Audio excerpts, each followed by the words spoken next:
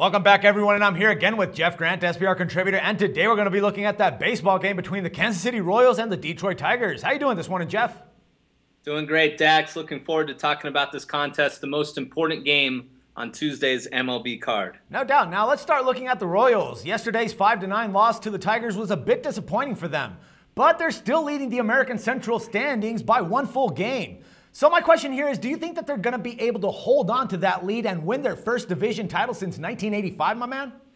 It's going to be very tough, Dax, mainly for the fact that they're just not experienced in this situation, and it kind of showed in Monday's series opener, and the Detroit Tigers took notice of that.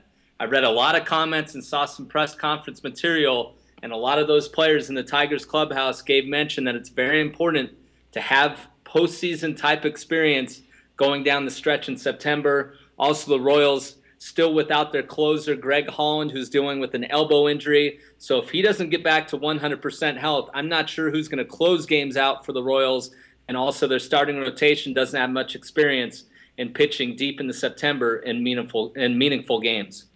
All right, now let's look at the Tigers. They're going to be going up against left-hander Jason Vargas, and considering that they do tend to break out against lefties when playing at Comerica Park, do you think that they're going to be able to start scoring early and often against the Royal starter? Absolutely. One of the best situations over the last 3 to 5 years with the Tigers, basically since they acquired first baseman Miguel Cabrera from the Miami Marlins, is playing them at home against left-handed starters. And also, Vargas has really struggled in his career against Tigers second baseman Ian Kinsler, so they should be able to score some runs early and often against Vargas. All right, now I think that there's something important that we have to mention here is the fact that Max Scherzer has actually thrown 112 or more pitches in his last 5 trips to the bump. That's including a career high of 124 his last time out. Now, should the Tigers be concerned with his recent workload, and could they actually be potentially burning him out for the rest of the season? I think that could be the case. It'll be interesting to see. He has pretty good numbers in September the last couple years, but that was in September's where he wasn't coming off a major postseason run. You got to remember the Tigers played a lot more baseball than other teams in the American League, making it all the way to the ALCS last year. At least the last couple years that's been the case. So Scherzer has thrown a lot of innings just like Justin Verlander, and it's definitely starting to show. And the Kansas City Royals touched him up for the career-high tying 10 runs in his last start at Comerica Park against the Royals. So definitely the Royals may be able to score some runs in this game as well. All right, so taking those factors into account, who's going to be the lean for this game?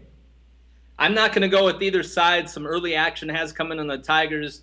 That's definitely to be expected. Like I said, their success against left-handed pitchers at home definitely can't be denied. But the Royals are 15-6 in the last 21 road games. So I'm going to look at the total here, and I think both starters may struggle in this contest. And as I mentioned, the Royals bullpen missing their closer. I don't think Holland's going to be available for this series. So I think the Tigers should be able to score throughout the game, and I think this game's going to go over the total.